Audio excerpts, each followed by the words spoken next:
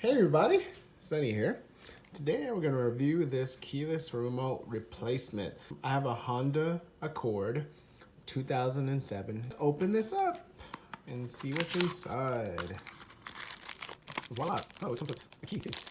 So, looks like this. This is the original one.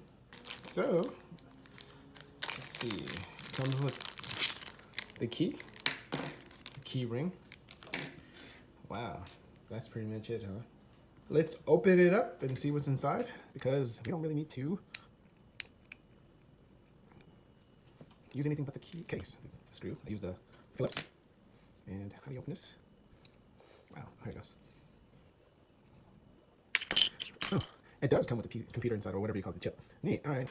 So yeah, these are laser cut keys, and so you'll pretty much need to bring this to a key dealer or person who cuts keys, and this needs to be programmed to match your car. The chip is similar, but you'll notice that the use of this has been pressed so much that the button decals are gone. They look similar in size. You'll notice that there's this piece here, which is on the OEM here. This is on the chip itself. On the back, it's similar. Pretty much the same thing. So yeah, pretty much you have to program this. So yeah, let me look into that. So let's go program this. So I'm gonna put this back together and then go to the car. So this is the original key, and this is the program key, or the new chip. And so you hear it lock, you hear it lock again, unlock, unlock. So it's working.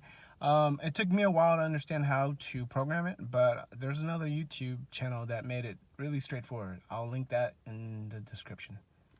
So I got this programmed and it's working. So pretty much the next thing you need to do is make sure that this key is cut, laser cut, so it matches, and then it should be working.